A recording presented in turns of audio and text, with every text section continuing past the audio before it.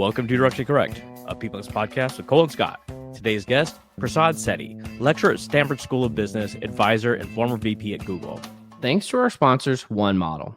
One Model helps people leaders at large organizations make consistently brilliant talent decisions by unlocking the analytical value of the data dispersed across your business. One Model's people analytics platform takes all of the heavy lifting out of data extraction, cleansing, modeling, analytics, and reporting of enterprise workforce data. One Model pioneered people data orchestration and has perfected the ethical use of AI and data science for leaders who need transparent and explainable decision support systems. HR and business teams trust its accurate reports, analyses, and storytelling capabilities. Data scientists, engineers, and people analytics professionals love the combination of governance and flexibility that no other workforce insights platform can provide.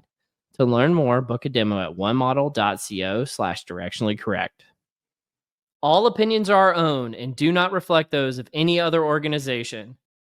I got another story that we could talk about. What is it?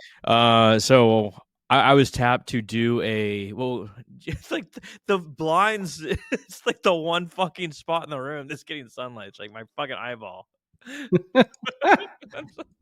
Like, Jesus Christ. Just move it over real quick. I mean, like, it'll be gone in like. Yeah. Can you hear us, Prasad? I can hear you now. Cole, Scott, good to see you folks.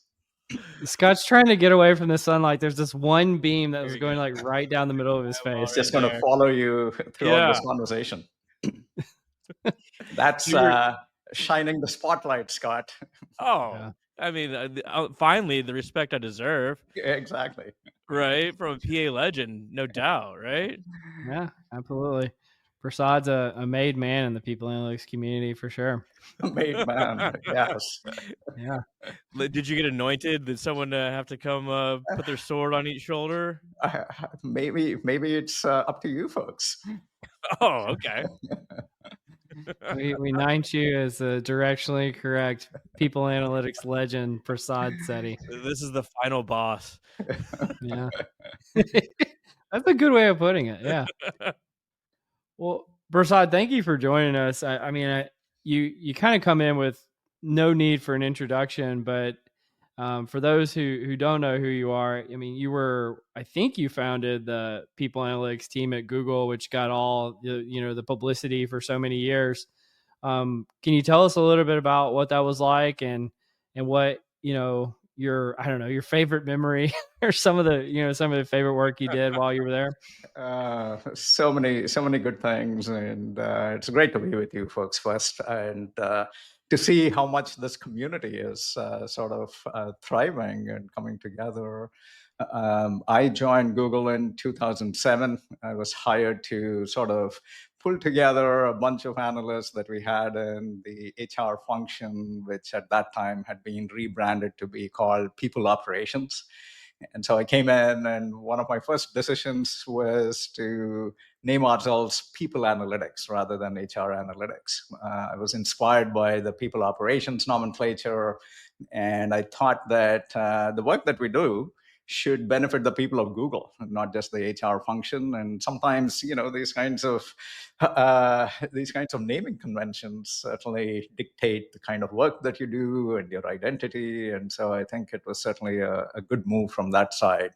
Prior to that, of course, we've had a long history of data-driven decision-making or decision support in the people space, right? Going back to armies in the past that needed to do better workforce planning. That's been happening for centuries. 100 years back, you had sort of the time motion kind of movement and so on. You had like a whole bunch of things in org IO psychology that has extended over decades.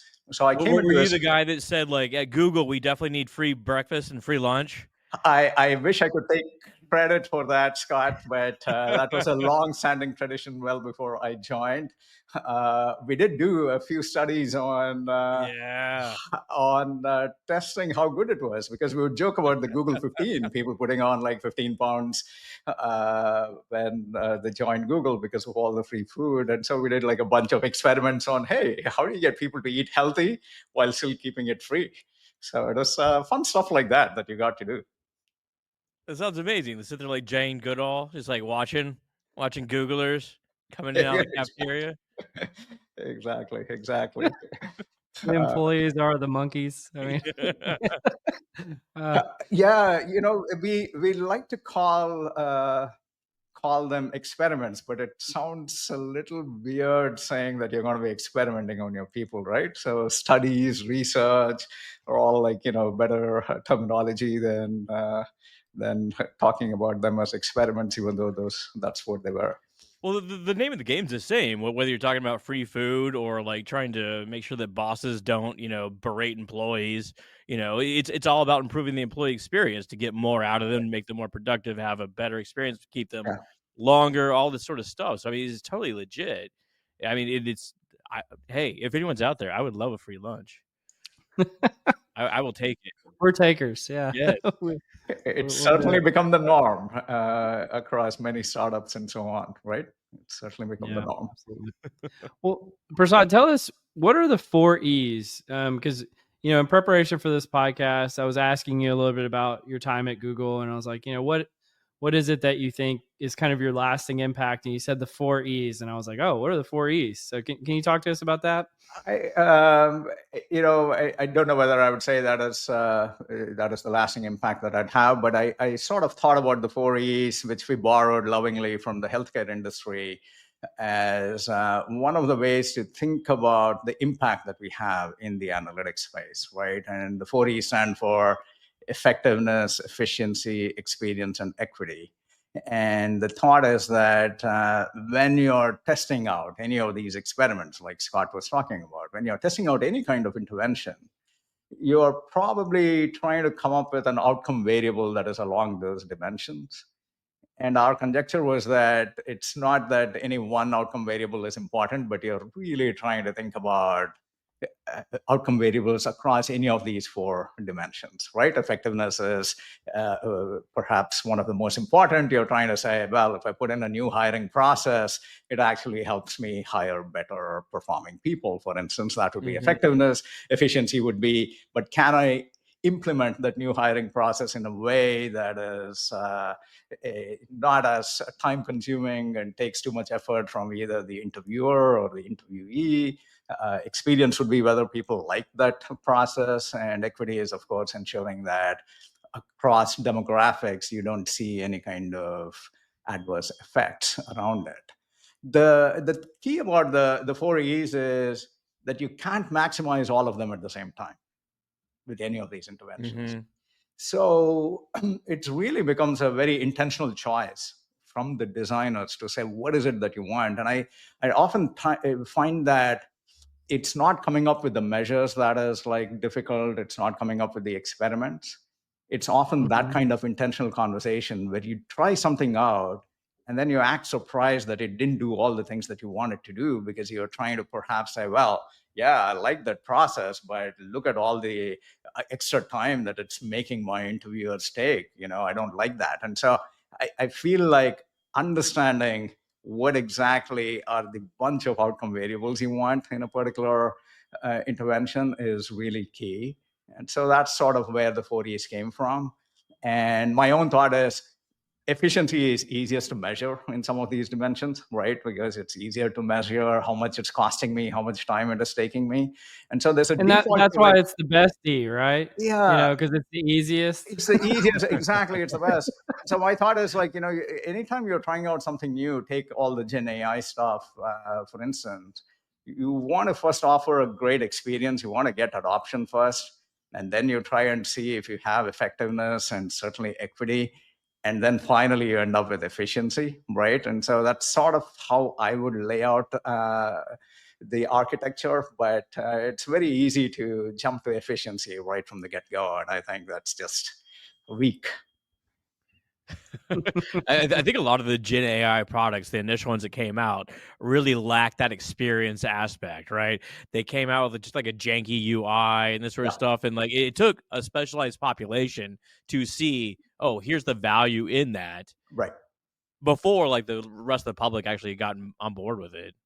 I think we're still seeing that actually. Don't really see. Still very early stages, right? You still have very simple chatbot type UI, and so I'm sure there are lots of people trying to figure out what are better experiences that you can have out there. But yeah, absolutely, great example of being very early on and just throwing something out there with new technology. And there's nothing wrong with that, right? Just Mhm. experimentation, just prototyping. Yeah, yeah. Yeah. Well, I know you're doing some teaching at Stanford now as well. What do you think the impact of AI is having or will be on education, or at least higher education? A lot. Certainly, I think you folks follow Ethan Mollick as well, right? Oh He's yeah. very prolific around his sort of translation of how Gen AI is used in the real world, and particularly as a professor at Wharton, he certainly has firsthand experience in how he sees his own students using it, and we see that at Stanford too. Uh, there is a lot that it's going to change, how we think about assignments, how we think about what creative work is, and so on. And on the good part of it, I really like it when Gen AI enables co-creation, that because you get into a dialogue, we're all better off when we sort of are able to play out our ideas and voice our opinions with someone else, have it reflected back to us, and then continue a dialogue, right? Like we learn a lot more. It's Hmm. very rich. And so I think Gen AI as an interface enables that. So I think those are the positive areas of how it can be used in education to further learning. The What does that mean? Is that like is that like group projects or like trying to encourage collaboration between students or to come up with better ideas? I know there's a lot of brainiacs here at Stanford. There is, Scott, and so I think of two types of problems, right? One is, there are like several types, but for this purpose, I think of either convergent problems or divergent problems. Convergent problems, you're trying to get to like one specific answer.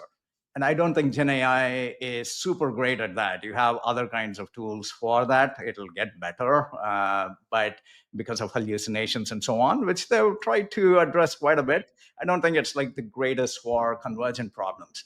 But for divergent problems where you're trying to think about what are 10 different ways I might approach this, or what are 10 different ideas that I might have, I think it's really useful to sort of broaden your initial perspective, right? Hmm. And so that is where I think this kind of a dialogue based approach can truly help with your critical thinking. One example that I'll share about my own initial experiences with these tools. Um, Now that I sort of do my teaching and advising and so on, I don't work with a team every day like I used to at Google. And I sort of missed that, right? And I knew that as I was Yeah. heading into this kind of new adventure. So I would recreate the personas of my team in, take your favorite chat GPT or Claude or Gemini. So I'm not just asking Gemini to talk to me as its own persona, but I'm actually creating like 6 different personas for it. And I say, like, this is my virtual team. And so as I brainstorm, as I think about what should I share on the Directionally Correct podcast, or what should I share at this presentation I'm making, I have my own ideas. And then I have my virtual team respond back to me and say, oh, Anna would always think about execution, right? Like Steph T-Ball would Yeah. always think about people. And like, so we could all play that, role play that in our own minds, but it becomes too cognitively difficult, right? At some point, you lose who you are, and you're trying to like see the world from very different perspectives. And so, I think those are like the kinds of examples where Gen AI can sort of like play a helping hand and help you build your own perspectives. I think that's a super use for Gen AI. Yeah, Like the ChatGPT little phone app, yeah, I'll just sit there and talk to it. I think it's great. Just yeah, bounce ideas off of it, but have like actual agents and you just yes.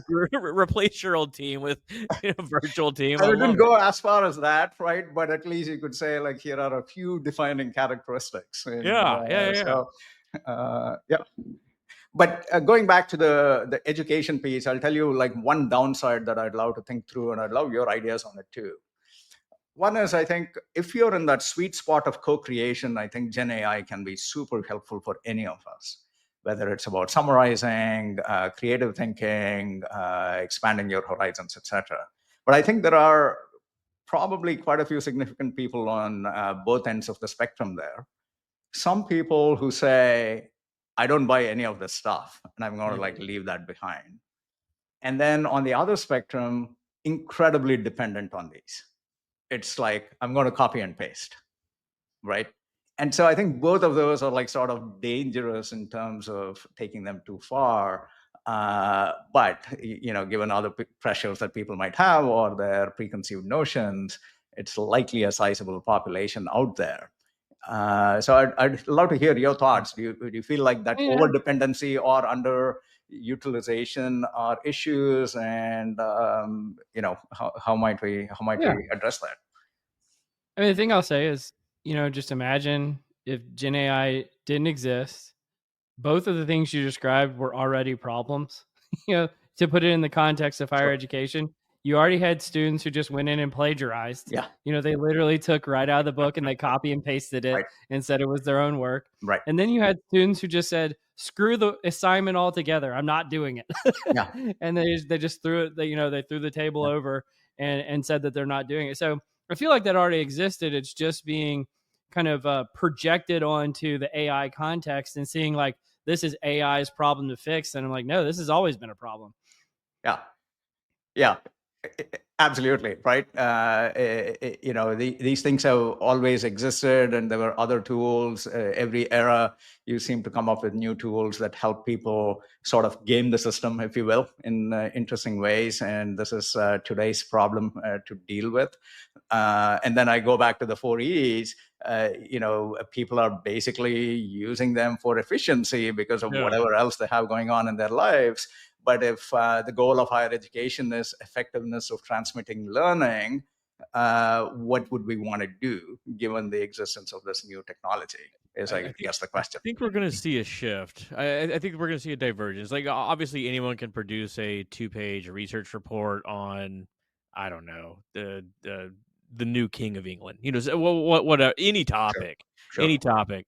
But where people will, sort of like differentiate themselves would be able to critically read that information, discern, their own points of view and what is, perhaps blasé or, what have you, and come up with their own sort of point of view on these sort of things. Yeah. So I think that I've already noticed myself becoming pretty damn dependent on Gen AI, Sure. right? I use it every day. But being able to critically see what's coming out and shape that information is like, I think what's going to be in the near future until it stops the hallucinations and Right. all this sort of stuff. And I think we can see that sort of same thing in academia. That's where it kind of needs to go. That ability is, again, I would take your example, Scott, and say that is exactly the kind of co-creation that I think would be fun to see more of, for sure. Absolutely. Well, I mean, I saw, Prasad, that you used, was it Gemini the other day to summarize the Google antitrust lawsuit. And we can put a link to the posts in the comments. What did you learn about that lawsuit via using this to summarize the text? I still remain partial to Google products, so I certainly use Gemini for some of these things. But that particular lawsuit sort of judgment by the judge was 277 pages long. Right? There's no one who's going to read that except for perhaps the most enthusiastic legal suit followers, or certainly the plaintiffs and the defendants. And so I thought, these are like just such great use cases for all of us sort of being knowledgeable. And there is like one precursor to that call that I wanted to share, which is, that we often get this kind of news digested to us from whatever media we consume, right? And those all come with their own biases or perspectives of view. And certainly for public information like this, where anyone can have access to it, what is a better means of us asking our own questions that we want and get the facts in the way that we want to digest them? And so that to me is the broader point. So one of the things that I've started doing using these tools is not just look at the Google ruling, but basically every Supreme Court judgment that comes out there is published. And so we can all be better consumers of what is happening with regulations in or law in the country by being consumers ourselves about these important rulings that will shape society for decades to come. And so that was the thought behind something like this. But anyway, what I learned was how complex the lawsuit itself was, and what evidence the judge used in basically saying intent does not matter, but there is enough evidence that Google has monopoly in a couple of markets, which they defined as text advertising and the general search market. And whether they intend to or not, they are engaged in activities that further their monopoly, and that is something that the court finds not to be good, right? And so we'll see what the remedy phase itself is going to be about. But certainly things like the exclusive distribution agreements that Google has with Apple or with Samsung, et cetera, to have the Chrome browser or Google search be the default, are all seen by the court as, hey, these are actions you're taking to continue your monopoly power and preventing other people like Microsoft, et cetera, to build search businesses because you just have more scale. And so Is that the antitrust that they're putting their browser into other devices? exactly, and it's basically saying when you enter into exclusive distribution agreements with Apple and pay them a lot of money, then you get scale, you get a lot more data, and that makes your search better. And so it just creates a cycle for you Yeah. on how you continue to build your market share in search. And because of that, no one else can enter the market. And so that's the thought behind the court ruling. Well, 2 points here. One to build on what you said about, if people are just getting your news through some kind of media source, there was probably two different kinds of media articles. One is like, Google is evil and the antitrust lawsuit proves it. Yeah. And the other one is Google did nothing wrong. This lawsuit is frivolous, and I think it's good to take a factual basis to like, okay, why are these things happening? And the second point is like, well, I wonder if the judge used ChatGPT to write 277 pages of stuff just so nobody would read it, and then you used, Gemini to decode everything that was said. I know, isn't that crazy that we're all going to be using these tools to write, and then someone else is going to use them to understand. We'll have our agents talk to each other, and just go on with our life. On the media thing, Cole, like you said, have you folks heard of the Russell conjugation? Yeah, there's Bertrand Russell sort of views. A classic example is sort of statements that go along the lines of, "I am firm, you are obstinate, they are pig-headed," right? And so you're sort of like trying to convey the same thing, but because of the words that you use, you basically shape people's opinions very, very differently. And so I think media certainly does a lot to propagate that kind of Russell conjugation. And so if you're all able to absorb complex information factually without stripping away that kind of dissonance, then we might all be better off for it. Yeah. Well, Prasad, I think the world wants to know, what are you up to nowadays? So we talked about Stanford and being able to lecture in that world, but what are you doing to stay kind of up to date in the technology space? This is a fun time, certainly for me. Broadly, I do a few things. I advise some large companies working with their CHROs and CEOs as they think about scaling and growing their organizations. I work with a few HR startups as they think about products in the space. And of course, everyone is trying to figure out how to use Gen AI in this. I teach this course at Stanford. It's only a short commitment. I only teach 1 quarter a year. It's an elective in the business school. And again, it is about helping students form startup ideas in the world of work. And so that is sort of what I do. And then beyond that, just get plenty of time to travel, spend time with family, and live a very, very sort of a life where I feel like time, I have abundance of time, which is a good feeling to have.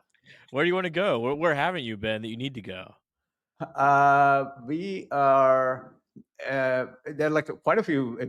I was with some friends last week, and we haven't done an African safari, so I'm sure like that will Oh, be something that we do.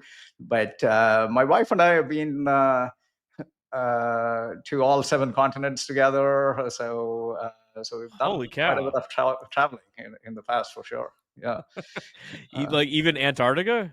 Even to Antarctica. This was a little more than 10 years back. We spent a week on the continent. If you take a cruise, you usually are in the Antarctic seas, which the continent is surrounded by 200 miles of ice, so you never get close to land. But if you get to be on land, which is what we did, then you get to see things like emperor penguin colonies and so on. It's just spectacular, right? Like it's just, every day was an adventure. You go through some ice caves one day and you're climbing up a glacier Damn. the next day, and you go tour a Russian research base the following day, and then if the weather is right, you fly a few hours to go see emperor penguins. And What kind it's of research the Russians got going on down there? How do I you? don't know, because no one can own land out there, right? And Yeah, so yeah, yeah. the only thing there are all these research bases, and I have no idea what they're all doing. I mean, this is where the flat earthers say that that's the end of the end of the world. They say that's the edge of the world, right? Exactly, exactly. Prasad, I'm glad you didn't fall off the edge. I'm so You glad. went I'm down so there. glad that I didn't get sucked up there. Now, you told me that there's this word, and I could not find it, I could not pronounce it, but it means the science of watchmaking. What is the science of watchmaking, and what is the word I'm thinking of? You're probably thinking of horology, I think. Horology. What is horology? It is the science of time broadly, but like more specifically around the science and art of clockmaking and watchmaking, which sort of has evolved over the centuries. And yeah, it's a fun topic. Like CHR, like chronometer, chronology. Yeah, chronometry is more, it's like an Uber, more broadly a view of the sense of time itself, Yeah. whereas horology is much more defined around how we build clocks or watches and things like that. This is something we've never talked about. Like, I'm not necessarily a watch guy, but I mean, you look at the inside of a watch, and it's Yeah, just fucking fascinating. it Like the is. mainspring, Yes, and like that escarpment, like letting out yes, the. I mean, it's super cool. The flywheel, the balance wheel, the balance wheel. super cool. Yeah. They are such mechanical marvels. When I grew up, the world was just getting into all the quartz watches, and so I had some of these battery operated things, which were incredibly cheap and efficient, right? But over the last 20 years or so, I've just fallen back in love with mechanical watches, which have such amazing artistry, engineering, new materials that they use, going back to refining methods from a couple of centuries ago. It is just fascinating. It seems like a few other things, sort of like a golden age of watchmaking now. That's the interesting thing. That is, Yeah, this isn't something just in the last 100 years. yeah, Like they're making these. You go like see, I don't know, clock 500-600 years old in right, Prague right. today, right? I mean, just like amazing technology over there. It must have been like a alien spaceship landing in your town. At that time, right? And especially when at that time and right after that, when they were trying to explore the seas and navigate Yeah. across the oceans to find the Americas and so on. You needed all these marine Yeah. chronometers as navigation devices. And so there was a real need for much better timekeeping and so on. And so Yeah. no wonder it attracted a lot of innovation and ideas at that time. And now, of course, There was money to be there made. was money to They be had to made. figure it out. Yeah. Yeah. Can I ask a question? You might not know the answer to this, but I've always wondered this. How did they settle on 1 second being a second? And how do they know from clock to clock that a second is the same interval of time as a second on another clock? How did they figure that out? I don't know how they did that originally. That's a great question to research. But I do remember reading Cole that once they got the whatever international sort of standard setting organization, then they basically decided that 1 second was the time that it took a particular metal, I'm blanking on which one it is, to go through a certain number of oscillations, right? Like, and so that's how they've defined it now. I don't know how they got to that point of deciding that that would be the standard. But yeah, that's sort of like how they've defined it today. Fascinating. It is you would need a way kind of pre-advanced technology to determine what a interval of time would be. Sure. And so that does make sense that you would use something that's very clever. Okay. Well, that's the metric system where like 1 calorie is how much it takes to heat up like 1 centimeter of water, 1 degree, Exactly. Yeah. Yeah, I'm sure like all of these standard setting organizations had a field day maybe 100 or 200 years back.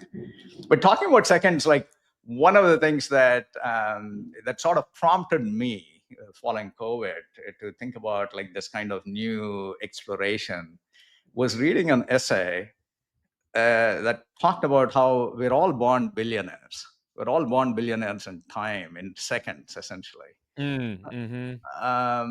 The talking about the difference between a million and a billion, like a million seconds is just a little over 2 weeks. A billion seconds is a little over 31 years, right? And so with standard life expectancy, we're all born with like probably, let's say, like somewhere between 2 to 3 billion seconds of lifetime. And when I read this essay, I said, "Oh, I probably have another good billion seconds, assuming a normal life expectancy. What do I want to do with this next billion?" And that's sort of like how I thought through. Well, while I love everything about Google and my team and the work that we did, it sort of was like anchoring for like a new learning journey, so that's sort of how I ended up It's in a the really space. good way to look at life because I mean we all think like horrible death is going to come in the future. Yeah, But if you kind of unfortunately see it like coming at you, like I only have this much reserve left. yeah, I better yeah. get on my horse and do something with life. Yeah. Exactly, exactly. I've only got a few billion seconds left. I better Yeah. spend my time Better. making a dumb podcast on people analytics, Do you do any photography while you're in Africa or In anywhere? Antarctica, I haven't. I've only been to South Africa. Yes, lots. I love. That's the other thing that I like. Photography. So lots of wildlife. What do you shoot with? DSLR? You just use an Android phone? What do you do? These phones have gotten so good They're these days. nice. They've They're gotten so so good. good. I was one of those people who used to shoot with slide film with my SLR and Oh, my long nice. lenses. It took me a while before I got used to digital cameras. And then I certainly have my stash of DSLR equipment and still have some of my old Yeah. lenses. But phones have become so good that you don't need to sort of lug these things around a It's lot not these bulky. days. You don't have to like worry about your $1,200 camera being stolen.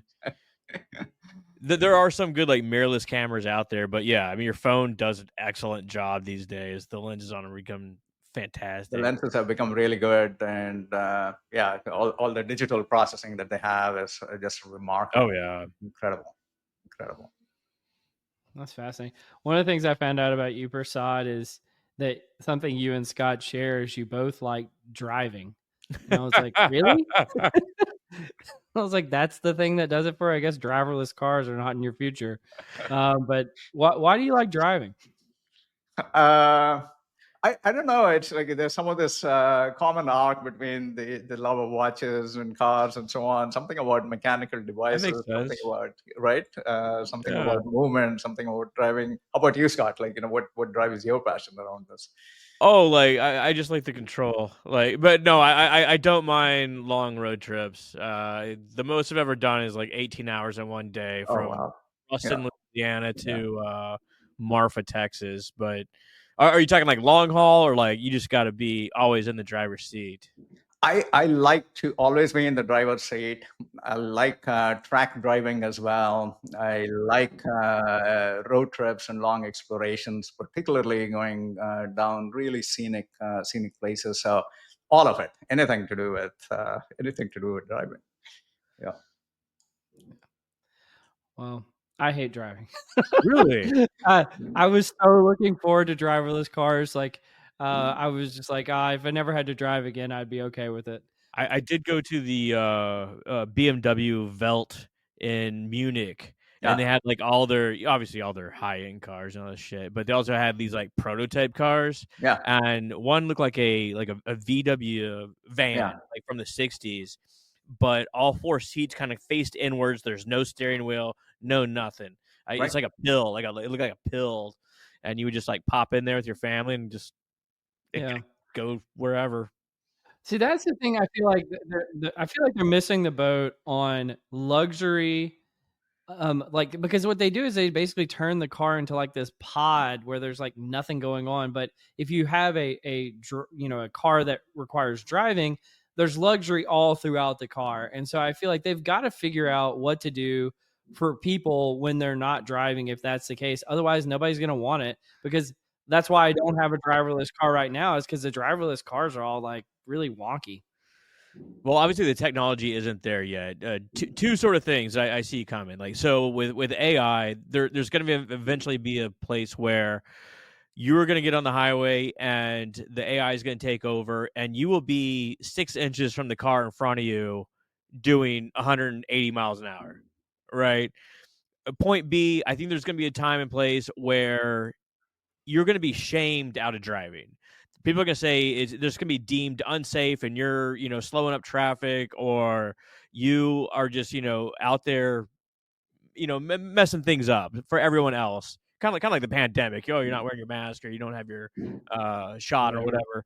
But I see these two things coming, and it's going to be fascinating. Yeah, that's like the iRobot future in that movie. Yeah. The main guy, Will Smith, is like the only guy that drives a car. Everybody else, does the 6 inches away, 180 miles an hour. I look forward to that future. I want to go 180. I don't want it to take so long to get from point A to point B. I welcome this. And I think one more thing in that future, Cole, is um, you wouldn't need to own a car, right? And I think that is something that Yeah. all these companies are betting on, that it's all going to be some kind of ride sharing kind of concept where no one needs to own anything, because you're always going to have always on transportation accessible to you. So why own something that depreciates?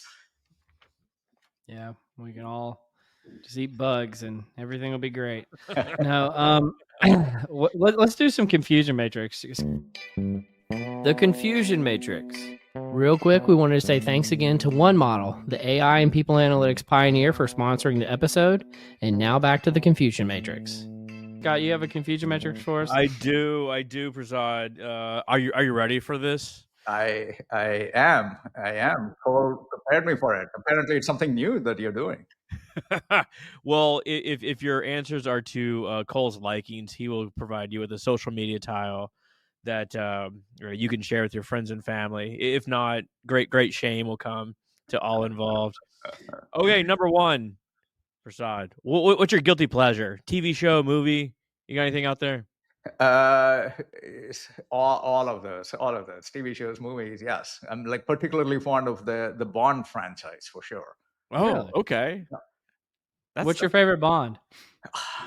I'm gonna date it. I think like some of this is just stuff that you grew up with, right? The first Bond movie that I saw was The Spy Who Loved Me with Roger Moore, and oh it had yeah. the Lotus Esprit Turbo that goes underground, and I was like, "Whoa, what a world this is!" That remains one of my favorite movies. But I think all the recent ones have been incredibly good, incredibly Yeah, good. they have. Daniel Actually, I mean, Craig's done he a might be fantastic my job. favorite. Yeah, just because I think they were all excellently written. Yeah. I like my Bond a little cheesy. Those days, he like jumps over like a bus and like shakes his little bow tie. Like hell yeah. What about you, Cole? You got anything embarrassing going on? Embarrassing. I mean, we were talking about Downton Abbey before we started Are recording you on today. Like, Downton Abbey right now? no, not right now, but I have watched it all the way through. I think twice with my wife, and yeah, that's a good one. Prasad, do you have a treasured possession? Doesn't necessarily have to be valuable, but something that's personal to you that's invaluable. Sure. I'll maybe we were talking about watches, so I'll say like one of my first watches that I got. Who gave it to you? And My dad, and this was a Casio that had a bright little digital display, but then it also had these tiny little keys, so you could use it as a calculator. Oh I don't know yeah. whether you've seen those from the old days. It doesn't work anymore, but I still have it stored somewhere. I got a question about watches, real quick. How do you know if I can't remember the word you used again about what the science of watchmaking? How do you know if someone's a poser in the science of watchmaking community? Like how do you figure out if they really don't know, like if they're not into it like you're into it? Oh, I think you would just ask them whether you could ask them one of two questions. One is to tell you which watch brands they favor, and so based on who they list or who their favorite Oh watchmakers yeah. are of the current generation, you know how sort of deep they are, and certainly if they say Rolex. No, it's a great brand, but not perhaps for That's serious blasé, horology. man. Well, so what's the best brand? Tell us. Like What is I need to know at cocktail parties so I can sound sophisticated. Like what's the best one? Oh, there's a watchmaker, a Swiss watchmaker, FP Journe, Francois Paul Journe, who over the last 30 years has just been incredible in terms of just thinking about the technology itself, but also the design of his watches. He doesn't speak English. I remember because we invited him over to Google. I was part of this little watchmaking community, watch loving community there, and so we had him over to talk to us. A huge chip on his shoulder, and knew that he was like incredibly brilliant and Hell good. yeah. I love Uh, that. but I love that. yeah, that perhaps goes with the territory, right? Like you gotta you Yeah. gotta gotta I, how much are we talking for a Bijan watch? the this anywhere from, I would say probably it starts at 30,000 to the sky is the limit. As Yeah, high as you want to go? as high as you want to go. I was meaning to tell you that my favorite watch brand is FP Journe. So you didn't know that before this, but There you go. that, Look at that. yeah. I do have a watch horror story. When I was a kid, my dad took me to an auction and bought me a pocket watch, like a train pocket watch, and it's from the 1800s, this sort of thing. It wasn't working, and he passed away, so it became very valuable to me, just as a sentimental sort of thing. My mother was a teacher and had a grandfather in her class, a grandfather of a student, who's like, "Oh, I fix watches. Can you give it to me?" I was like, "Hell yeah. This is like win-win scenario." Gave it to him, and like time's marching on. It's like been like months, been like 6 months, been like a year. Like, where the hell's the watch? And like it's like, oh, he's gotten sick. Apparently the guy just took it apart just to see what it was like and just handed it back in pieces. I still have it to this day. I come across it every time I move. Oh my God, And that's like now it's got this horrifying. like bag full of like parts, watch But parts. What an ass. Well, I run into this. Okay, I've been thinking about this like all week. Um, this like epidemic of people stating opinion as if they're fact, right? Like they're like, "Oh, this is definitely the way it is." It's like, I know that that's what you think the answer is, but that's not what the answer is. So this guy positioned himself as a master chronologer, whatever he is, chronologer. And yeah, so I wound up with I still own a bag full of watch a parts. bag full of Well, watch parts that is just Yeah. waiting to be well, assembled. yeah, he was half a master. He was a master at taking it apart. He just couldn't put it back together. We just need to find the other type of master. Yeah. Yeah. Prasad, have you ever had an unusual job? If so, what was it? My first job that paid me was as an environmental consultant, Oh, and interesting. one of the projects that we did Were you 16 years old? was for the U.S. Army, and this was to sort of take care of the Green Dragon. The Green Dragon is this experimental rocket fuel named its chemical name is pentaborane, and rocket fuel, so super explosive, very lethal, very toxic. The army had developed it in the 60s, and then they had barrels and barrels stockpiled. The DOT doesn't allow this chemical to be transported, etc. And so the army came to the company that I used to work with and said, we need to get rid of this thing safely because we just have barrels and barrels of this sitting in these army barracks for decades. And so we designed, I was getting declassified defense documents from the 60s that talked about how they made this chemical and how they cleaned up lab spills afterwards. And we used the lab spill cleanup technique and scaled that and came up with like a robotic arm to sort of like open up these barrels from a mile away and like safely dispose of them. Just And we throw tested 'em it in the out. The ocean. army loved it and said, but it's too expensive. So rumor has it that they basically took it out into the middle of the desert and blew it all out. Buried it. Fire it into the sun. Yeah, exactly. See, and I'm here thinking that you're going to be talking about working at a drive-through somewhere, and you're talking about chasing the green dragon, and decomposing 60-year-old materials. Yeah. I think I That know all of Cole's old jobs, but have you ever had an unusual job, Cole? I mean, I've had a bunch of jobs. I think so. My first job was working at a place called the Fun Factory. It's kind of like a Chuck E. Cheese's. yeah. But I worked there when I was 16, and then we've talked about Waffle House a bunch of times. I've worked at some restaurants, some catering companies. I worked at Hollister and Abercrombie and Fitch and the Buckle in the mall. Wow. Uh, Did you have to wear the skinny jeans? they didn't. Those were not in style yet. Thank God. But I wore the where they would like charge you extra to like have the faded jeans with holes in them. Yeah. Oh yeah. I definitely and that's when those first became popular. I definitely had those when I was working there. That is super strong, man. Yeah. Okay. Final one. Prasad, do you think you could do a backflip on a trampoline No. right now? No. Not a chance. Super.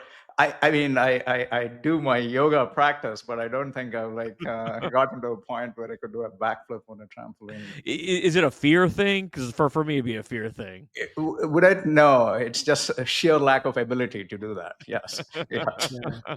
If I could, I would. Well, could you do a front flip? I feel like a front flip is so much more approachable than a backflip. A backflip is like so unnatural of a motion. I fear it'd be easier. Front flip is easy, man. It's like a forward roll. A forward roll I could do. I don't know. Yeah.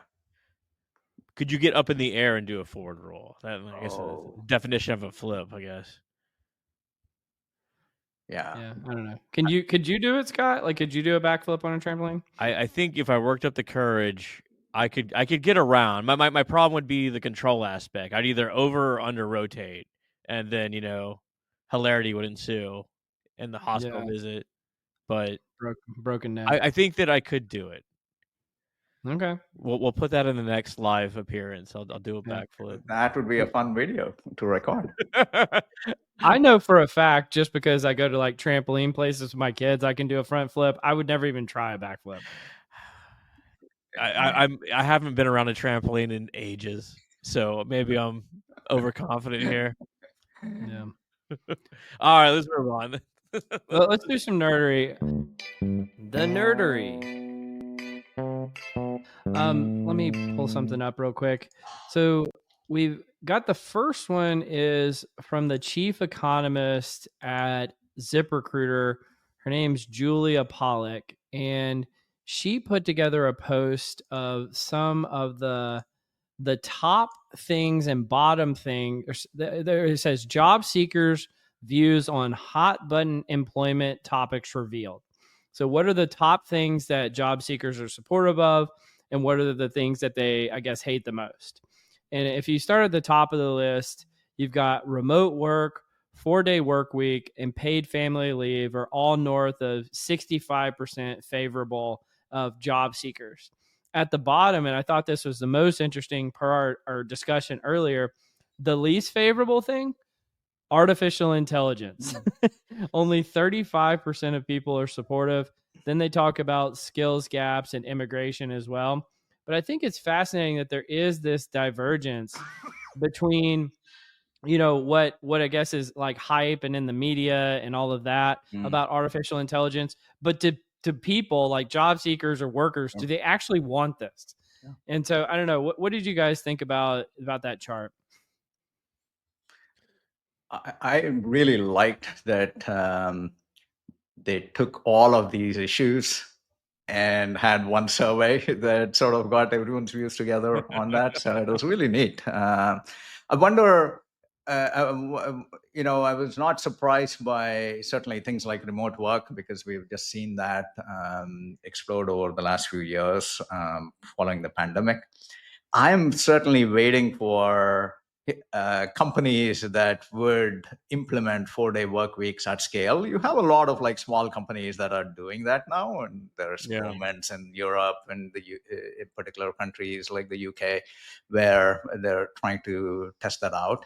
But I can't wait for the AI thing. I'm sure it scares a lot of people, but I can't wait for a company to just say, we're going to give people AI tools and we're going to see a lot more work get done, and we're going to complement that with a 4-day work week. So I'd love to see some of these mashed together and provided as an employment opportunity to folks. Like an interaction effect and a regression model. Yeah, exactly. What if you have immigration and skills gaps? What do you think then? That's right. That's right. I think it's sort of the kind of workers you're looking for too, right? Like if you want people that are wildly into tech, like they're going to be more interested in the AI sort of stuff, right? I mean, trying to tease this sort of thing out. It is interesting. Like, so paid leave, remote work, 4-day work weeks, those are all essentially escaping the job in a certain respect. Yeah. So, I mean, like, there does seem to me need to be a balance. All right. The people, I guess they're feeling overworked or need some sort of a respite from the office. Yeah, I didn't even pick up on that. But if you just to expand on what you're saying, Scott, yeah, if you look at all the things on the top of the chart, they're like, I'm cool the way I am. And all the things on the bottom of the chart are like, I need to do something differently. Need to change. Well, I mean, maybe that's a good way to look at it. Yeah. Maybe it's like things that I'm comfortable in my space versus the future's coming at me hard.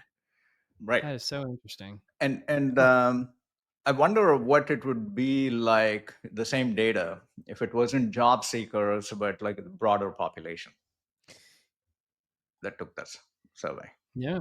I don't know. I mean, yeah, that's an interesting question. Like, what does the average worker look for as opposed to someone that is trying to find that next opportunity? Yeah, I don't know. I mean, maybe it'd be the same. Maybe it would be different. I don't have that data. Sorry. Well, Scott, I think you might have brought this up because Prasad is doing some teaching nowadays. Oh, yeah. Do you want to take us take us through that article? Yes, yes, yes. So, this is how to best study for tests. So, the purpose of this was to investigate what sleep dependent memory consolidation could do in practice time during the learning process. So, they had participants learn a foreign vocabulary list until proficiency over time. And one group learned in the morning and then rehearsed it again at night. The other group learned at night and then rehearsed it again in the morning after a sleep. And what the results show is that sleep between learning and relearning reduced the amount of practice time by 50% overall. So, I mean, there's something we don't really talk much about sleep, but it's super valuable to our mentally functioning. And in this case, it sounds like being able to retain information and learn it overall. Super fascinating. I loved that study, Scott. Just to show the power of sleep and how it reflects learning outcomes better.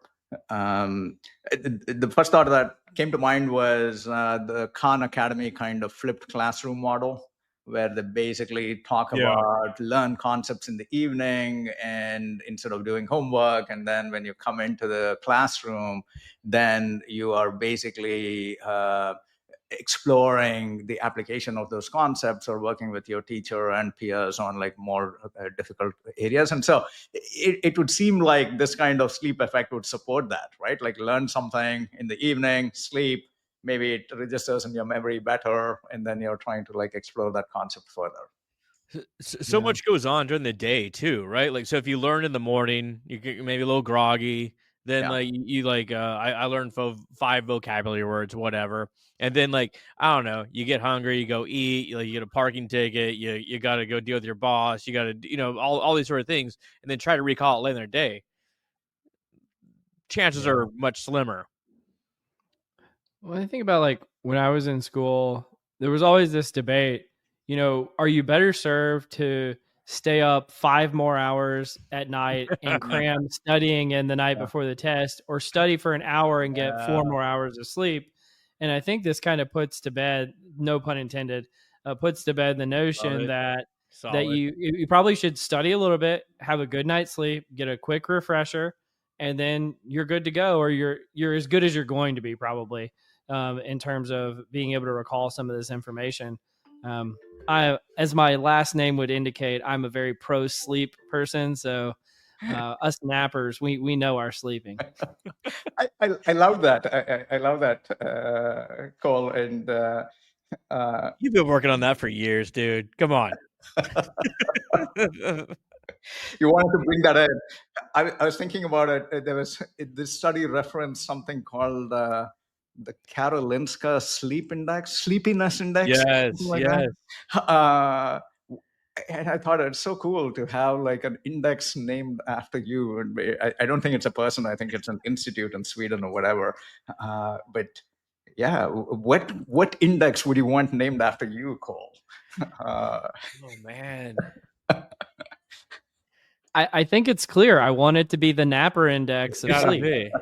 right? I mean, it just the book writes itself. exactly, exactly. We don't have such cool last names, Scott. So we'll have to think about something else. I will say that for my dissertation, developed an automatically generated item test. It's a intelligence test, and while we were deciding the final phase of the dissertation, it's like, well, you need to name it.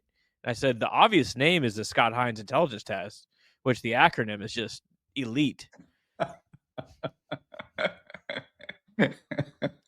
That is a shitty test if I've ever seen one. It is a universal experience, though, that we all went to school and we're like, I'm gonna pull it all nighter and fucking rock this test, and like it never Never works. pans out. It's awful. Never works. That's your contribution to the field. No more all nighters. I love it. Love it. Yeah, it just doesn't hit the way you think it's gonna hit. Well, Scott, tell us about network centrality and how that's relevant. This is a pretty interesting spin. I thought that they were going to go a different direction. Unfortunately, it's behind a paywall, so we got to extrapolate from just an abstract. But examined how individual centrality in team conflict and relationship networks relate to learning satisfaction and peer-related performance. So they took 190 engineers and 52 teams, and they did this like round robin rating of each other and kind of gauged the connections within the team.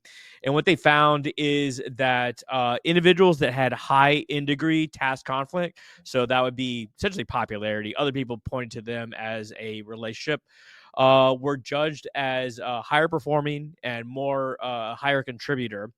Those that had high out degree centrality in team conflict, that is like self-reported connections to other groups or other members of the group, reported higher learning and satisfaction.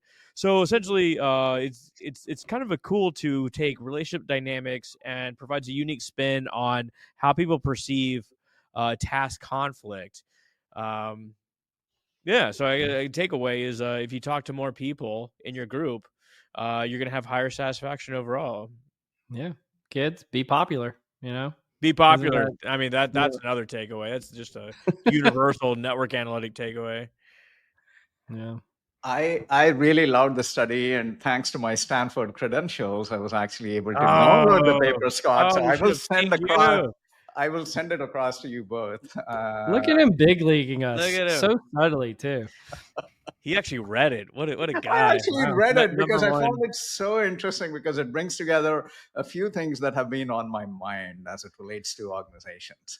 And that is about conflict, right? And I thought like this paper did a really nice job, as you described, of thinking about task conflict and relationship conflict, right? Yeah. A task conflict would be that we are all debating each other on concepts and ideas, but not on our own personalities and traits and who we are as people, right? And so what I found fascinating was the low correlations of in and out person measures of conflict, and also the low correlation between task conflict and relationship conflict as well. So it was just fascinating to see how our own opinions are so different from how other people might have opinions about us, right? So we are like so less self-aware in some of these areas. And like you said, people who sort of are seen as being central to task conflict by bringing up debates and so Yeah. on are seen as higher performers. And the thought that I have, we were talking about wildlife earlier. Where I live, we get a bunch of deer always. And sometimes I'll see the deer sort of butt heads with each other, literally, right? And butt antlers with each other. And the thought that would strike me always is they're just like playing with each other. They're just learning how to perhaps, control their aggression or to develop it better. And the thought that I would always have is, why don't they teach better conflict engagement and management in organizations? It's so important. And my own experience from Google or like any other place that I work with is healthy conflict trumps unhealthy peace. Yeah. Certainly in a lot of Absolutely. tech organizations, you have a bunch of passive aggressive people who will not engage in conflict, right? Because they find it unpleasant. And sometimes I am conflict averse too. But I think if we all learned how to have better expressions of healthy conflict, that would be amazing. And one idea there is what Daniel Kahneman did with his collaborators or even with his wife, which he termed adversarial collaboration, where you committed to three things. You committed to expressing the other person's point of view, not in a caricature or mocking Yeah. them or making fun of them, but to truly say, this is what I know about your position, which is different from mine. Then you commit to changing your mind if you can define an experiment or a study, and then you commit to publishing it. And of course, he was thinking Yeah. about the academic circles. But I think something like that at scale would just be incredibly useful to help people develop better perspectives and ideas. So anyway, a long story short, I loved this paper. Well, basically what they're saying is You need task conflict to be dialed up Yes, and relationship conflict to be dialed dial down. down. Exactly. And you need to be And self-aware about that. Right. Yeah. yeah, and I love that. And I think there's a huge opportunity. I mean, we've talked a lot. We haven't talked about it lately, but about like the replication crisis. Yeah. I think there's a huge opportunity that a lot of things are, bad science is making it through because it lacks that kind of task conflict. Right. Everybody agrees. Everybody thinks that this is the right thing, and so it doesn't stand up to scrutiny if somebody, a good faith actor, i.e., low relationship conflict, can come in and say, actually, this might not be the best thing going forward. People perceive things differently as well, like because you stand up and you say like I disagree with you and you and you, someone else may perceive that as a relationship conflict as Sure. well. Yeah. So it's like it's really these ideas of like psychological safety within the team to bring up things in a way that people will not get offended, or these parameters that you're talking about, Prasad and Cole. Sure. um And Google never did any research on psychological safety, so Prasad's not very familiar with that I, literature. I don't know anything about that. I will say just like one more thing on this topic. At PsyOp 2 years ago, so in Boston, someone presented a paper at one of these sort of nerdy network analysis sort of sessions, essentially showing the different forms of task and relationship conflict in a team. So, like, say you have a 5-member team, and it could be one person against the other four. It could be factions, 3 on 2, all these sort of different permutations of it. Is like it's not just like one form of it. One form of conflict. Oh, that's Yeah, interesting. there Yeah. could be Yeah. like some person that just doesn't want to get along with the group. Right. Well, Prasad, since we've got you here, and at this point in the podcast, nobody's listening anymore anyway, I just wanted to ask you. I was thinking about this as after we started. Like you were one of the pioneers of people analytics, and arguably, I mean, Google gets cited everywhere as doing some of the most sophisticated but trailblazing work in this space. If you were starting a people analytics function in 2024 and you wanted to be doing something cutting edge and you didn't see other companies pursuing it, what would that be right now? Right? Like Ooh. what is the area that we're not investing in that we should be? It could be coming from the academic literature, it could be coming from anywhere. What is that space? Wow. That is a big question. Um, Should have been the first question. it should, yeah, and I'd love Yeah. I'd love your thoughts on it too. I Both didn't of you. think of it earlier. Sorry. I'd love both of your thoughts on it too. I I do think that over the next 10 years, that among all the factors that we just saw in that ZipRecruiter research, I do think generative AI is going to change how work gets done in a dramatic fashion, right? Because of agents, because of technology. Broadly, the thought is that um, compute capacity powering these algorithms has increased 1 millionfold over the last 10 years. And thanks to scaling laws, at least the techno optimists think that it can grow another 1 millionfold over the next 10 years. And so, what kind of possibilities would we have in there? And so, I think there's just like a question in the far future about what are our identities if not related to work, right? And so how do we Yeah. develop that? How do we develop that over time? How do we function as society and so on? So I don't know necessarily that any single organization is going to be solving it, and I certainly don't think this is going to be tomorrow's problem. But I'm truly interested. One of the studies that we started at Google, which we call GDNA, which is modeled after the Framingham Heart Study, was to follow a population of Googlers for the rest of their lives, not just their careers, and to see what happens to life and career satisfaction over time, right? And so I sort of think about things like that, right? If we truly do believe that there's going to be a generational shift in how work gets done and what our identities are with respect to how we occupy our time and how we learn, What does that reflect on in terms of life and career fulfillment and satisfaction? So that's the kind of thing that I would want to explore further. That's like the So- ultimate do good. We did good by you and sent you off on your way the rest of your life, hopefully a better person and happier. And Overall. happier and equipped to deal with any kind of change and so on, right? That More you're educated. resilient, that Yeah. you're, yeah. I love that thought of like basically just longitudinal research. Like I remember being at a company a few years ago and they had this idea of like, could we follow entry level employees all the way and see who actually makes it to the executive level? Yeah. Mhm. You know, and like, and so that you can get over these studies that suffer from survivorship bias, Right. and just really see what does it take to, like, what does high potential mean? Yeah. What does it mean to accelerate someone's career? And I thought that that was fascinating. I guess my answer to my own question would be a few things wrapped into one. One is, I think what we're suffering from right now is that people analytics isn't adding as much value as it should be, and we need to be fixing that. But I see that as more of a short-term problem, not a long-term problem. The long-term issue that I see is, you know, why did Google get so much praise and love back in the day? Is because you guys are swinging for the fences. You were really swinging for the fences and tackling big problems. And I don't see a lot of that anymore. And I think we should be. And I think the field is suffering as a consequence of companies not swinging for the fences in terms of making real huge impacts, taking real big, stabs at like real big problems that organizations and even society are facing.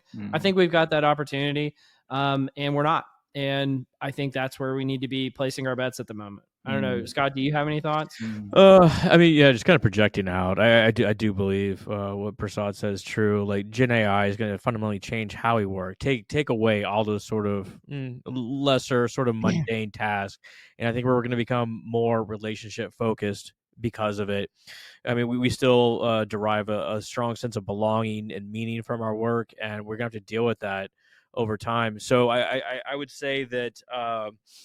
It's going to be more collaborative. It's going to be, or a bigger premium is going to be placed on collaboration because there's going to be less individual work taking place. Yeah, absolutely. This has been a fascinating discussion. Prasad, you're an amazing guest. I appreciate Alicia for introducing us, and thank you so much for joining us today. Before we give you the final word, Scott, any parting thoughts for Prasad? Prasad, hey, it's great to meet you. I personally had no problem with you being on the podcast, and I'm so glad you showed up.